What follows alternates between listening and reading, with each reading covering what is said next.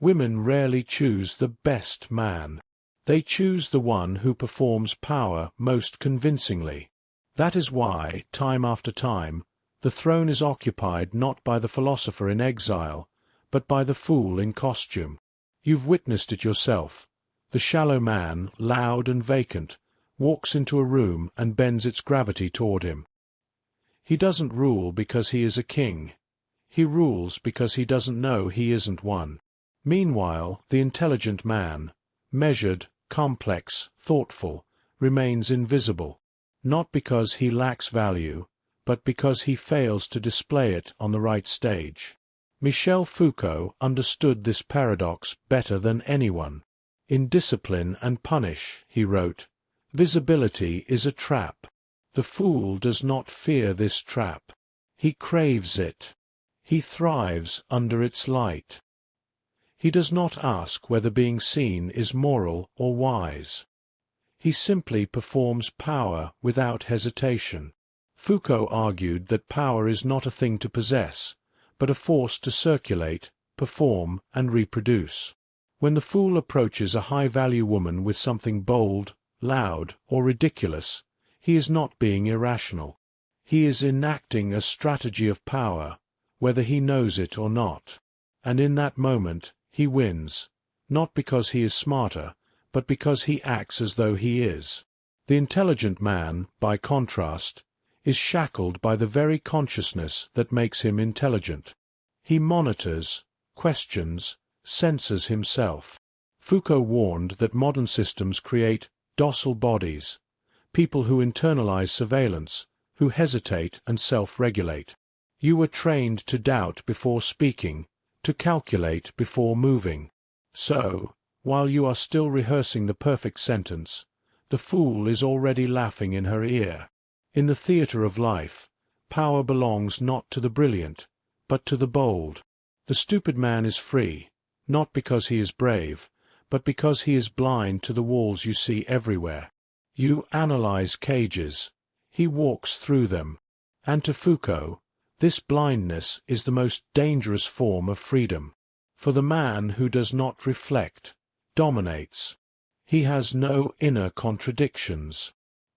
He acts without the burden of thought, and in the realm of perception that makes him terrifyingly effective.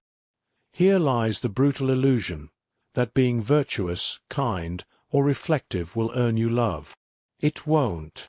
The world, as Foucault taught, does not reward inner worth. It rewards the utility of power within systems.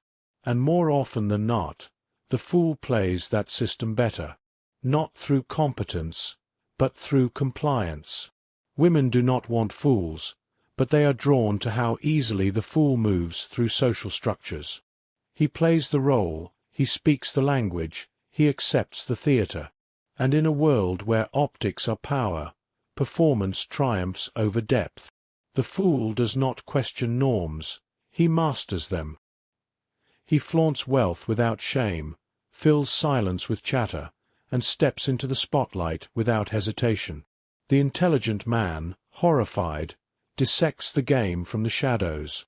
But in stepping back, he steps out of view, becoming a sage without a stage, a philosopher without a microphone. And the world, along with the woman, walks past him. Foucault called this the violence of normalization. The intelligent man is measured, judged, pathologized until he doubts his own instincts. He feels guilty for hesitation, ashamed for uncertainty. The fool, by contrast, escapes judgment through ignorance. His obliviousness is armor.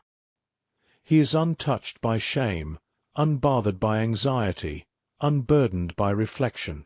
And to a woman who has spent her life under constant judgment, his blind confidence feels like strength. Power, Foucault insisted, is everywhere. It seeps through audacity, humor, noise, and presence. This is why stupid men are so dangerous. Their ignorance multiplies into strategy. They don't wait to earn. They claim. They don't present resumes. They smirk. They don't pause for permission. They move.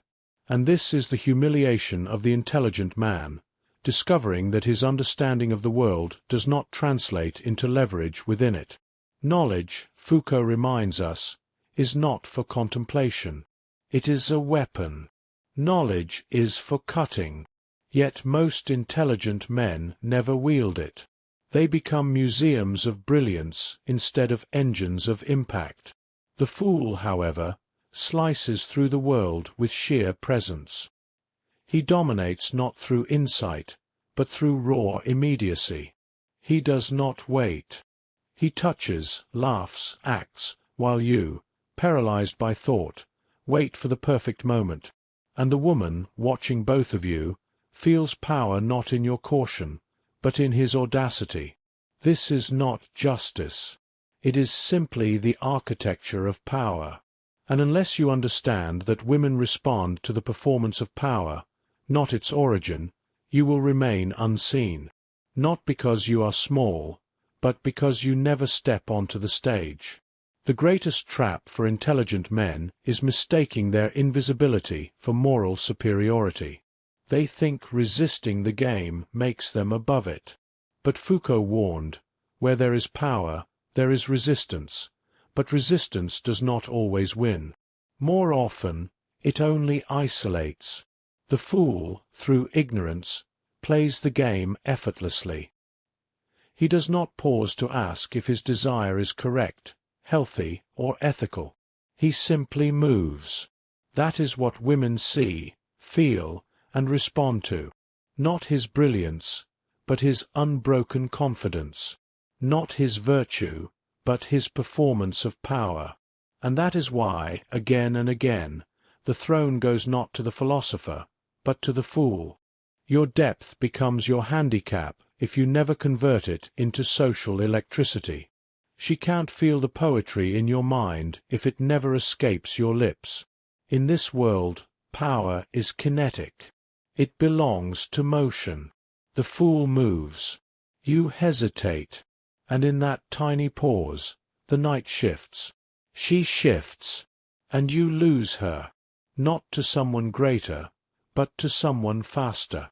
Foucault didn't just study prisons, hospitals, and schools.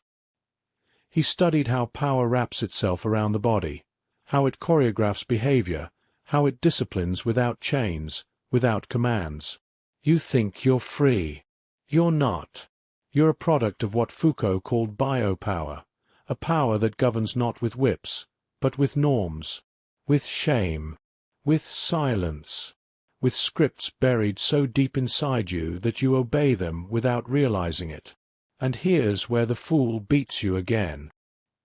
He doesn't follow those scripts, not because he's a rebel, but because he doesn't even know they exist. He lives outside the architecture of discipline. He is raw, and in a world sterilized by overthinking, rawness feels like truth. Foucault told us, power produces reality.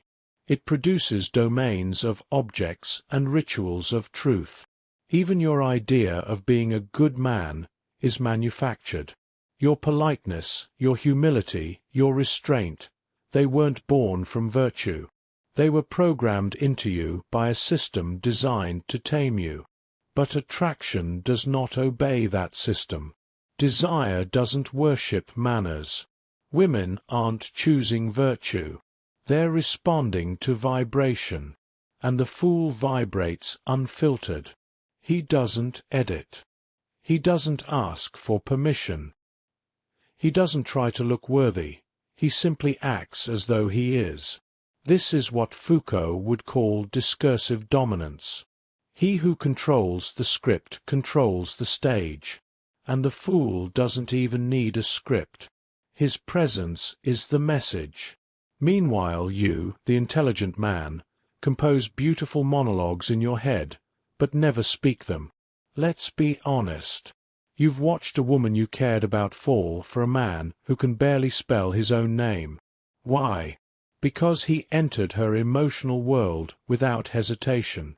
He didn't creep in with credentials. He crashed in with boldness. And here's the darkest truth Foucault gives us. Power is tolerable only if it hides a substantial part of itself. Its success depends on its ability to conceal its own mechanisms. That's the final wound. The fool doesn't look powerful. He feels powerful. And because he never shows the machinery, because there is no visible effort, his confidence looks authentic, unmanufactured, real.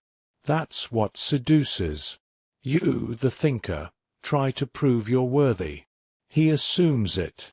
You try to build the case. He is the case. And in that assumption, he bends the encounter to his gravity. She doesn't know why she's drawn to him. She can't explain it. That's because he's operating beneath language. He triggers instinct, not logic. And instincts are never impressed by essays. They are moved by rhythm, audacity, dominance. You want her to choose you for your mind, but she chooses based on how your presence makes her feel. And the fool, by virtue of his blindness, makes her feel free. So you sit drowning in thought, wondering why the world looks like an upside-down theatre where ignorance wins and intelligence is punished.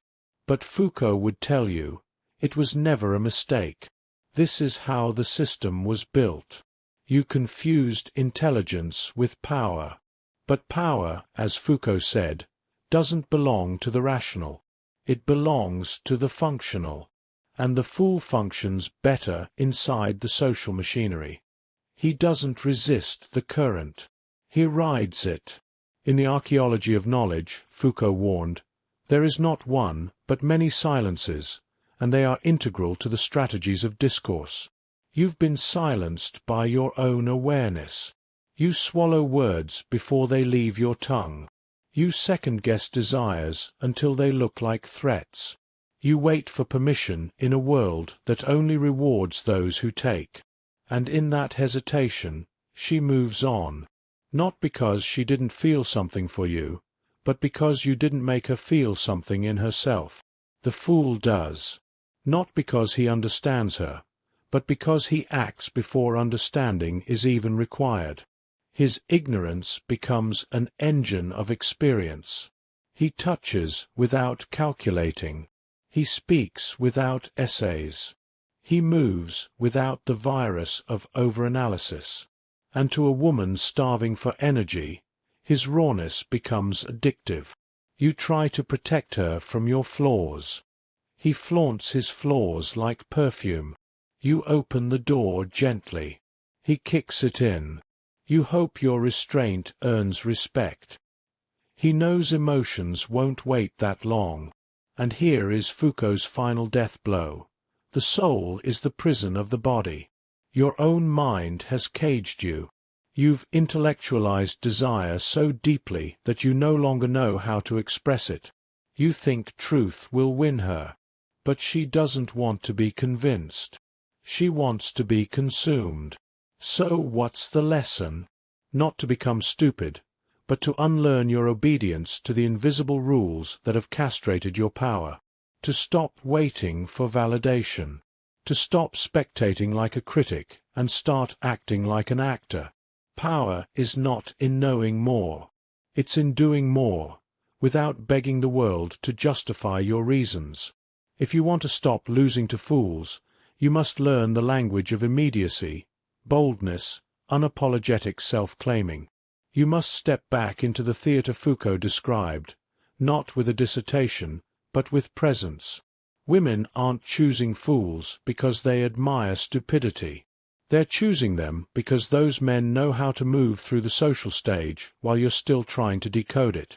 Until you learn to act, not after thinking, but as thinking, you'll remain a prisoner of your own brilliance. So choose. Remain the ghost who watches from the shadows, or step onto the stage as the man who doesn't ask for power. He radiates it. If this hit you, if it shattered something or awakened something, then it did its job. Like, share, subscribe, and if you believe in this message, support the channel through the link in the description. No one else is saying this, but you know it had to be said.